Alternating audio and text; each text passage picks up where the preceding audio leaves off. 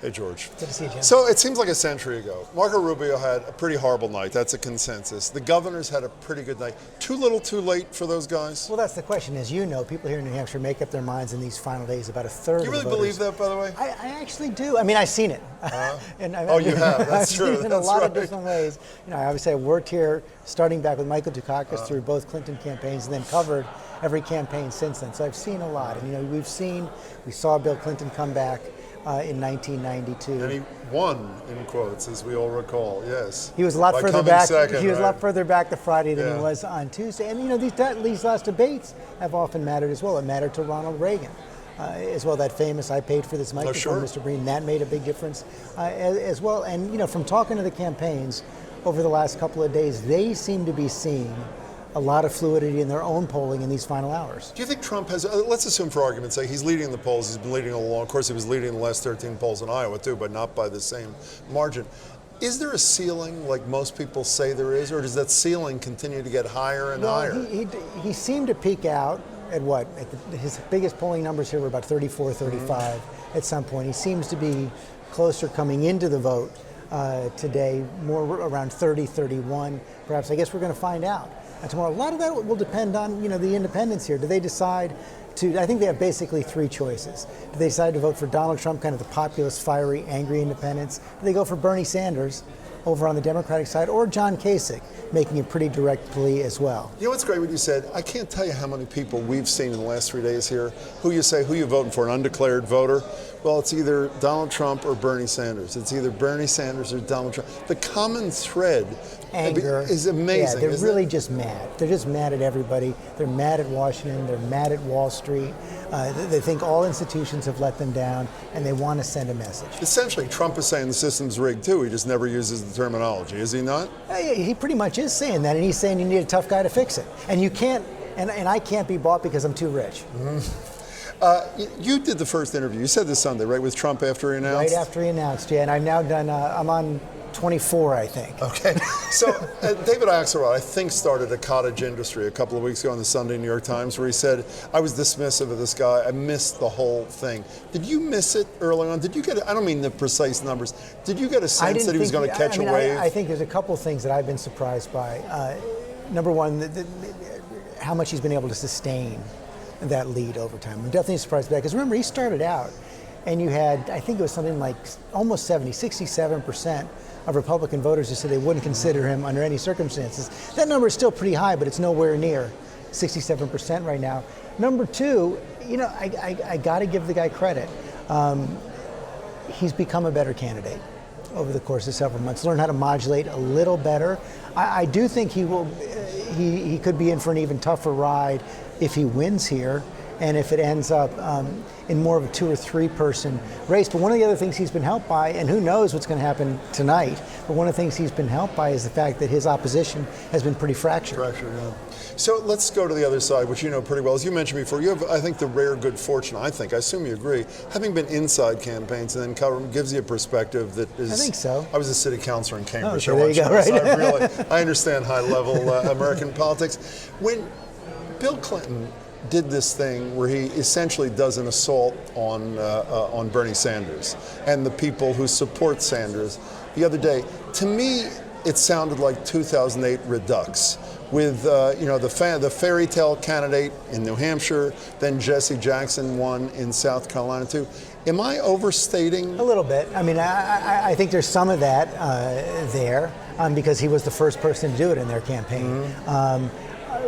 I think the nature of the critique he was making is a little bit different from the one he made against Barack Obama. It didn't quite have the undertones that the one against Obama had.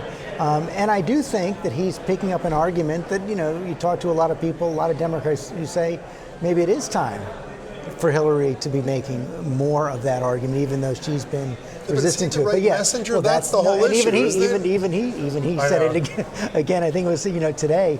No, not first. Not necessarily. But I think what he was saying there is, I'm a little frustrated. Could you, since you know him, I mean, again, sitting across from him and sitting with him, is this a strategy, or does he just is he unable to control? Is he unable to I think it's stop his the strategy. venting? It is his strategy. I think so. Let's stay on Hillary Clinton for a couple of minutes and talking about 2008. Could Wall Street end up being in 2016 for her what Iraq was in 2008? Not quite. I mean, I think if you look back at 2008, I would say that was the single biggest strategic mistake the Clinton campaign had. By not apologizing for the vote on Iraq, she gave Barack Obama the opening, the policy opening he needed, and that allowed a lot of his other strengths to come into play.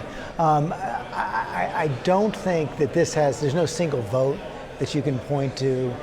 There's no single speech you can point to, no single policy.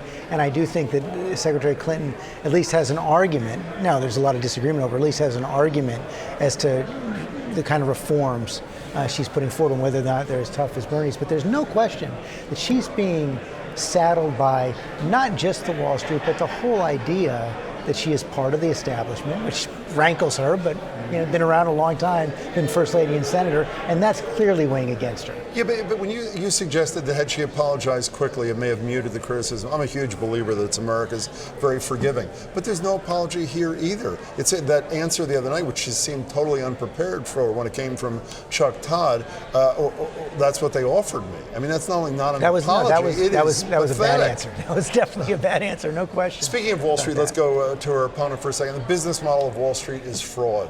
The line, you've heard this 10,000 times, you've probably said it, boy, it's aspirational. People love it, particularly people who have college debt or all these things are angry about the economy, or at least how the economy affects them. But the criticism of the guy, as voiced by Hillary Clinton, is, I won't promise what I can't deliver. Obviously, the implication is all he does is promise what he can't deliver. How's he shake that? Howard Dean was here the other day and he told us, obviously he's supporting Clinton. Howard Dean says the guy's not a coalition builder. He doesn't know how to get anything done. He's inspirational. He's all those things. He can't get anything done. Change. I think so much of his power and the reason he's done so well up until now is that speech he's been giving every single stop in the campaign is the same speech he's been given for the last 15 years. Going back even further, maybe 25 years, the issues change a little bit. The minute he starts to change on that, the more trouble he's going to have. I think he's got to stick with what brought him to this point so far. The difficulty he's going to have is that, the states coming up are quite different from Iowa and New Hampshire. They're not as liberal, they're not as white, there's more moderates in them, and that could pose more of a challenge to him. Okay, so if I had done this interview 6 months ago and I said to you, okay, there's a Democratic socialist that almost nobody ever heard of who's going to be tied in the national polls, and there's going to be a reality TV star and a guy who is maybe the most hated man on Capitol Hill, Ted Cruz, who are going to be atop the two sets of polls, what would you have said to me? I would have thought by now, I think they'd be up there, but I thought others would have emerged in stronger positions than they are right now. Bernie Sanders, I think for a long time it's looked like a win in New Hampshire was very possible for him for a lot of different reasons, including the fact that he's a neighbor. In some ways, Donald Trump has the kind of message that has worked for other insurgent candidates in the Republican Party in New Hampshire in the past as well, like Pat Buchanan. For sure. No question about that. So, the fact that they can do pretty well here is not that much of a surprise. The fact that they've been able to sustain such strength across the board, I think is. George Stephanopoulos, it's great to see you. Nice to see you.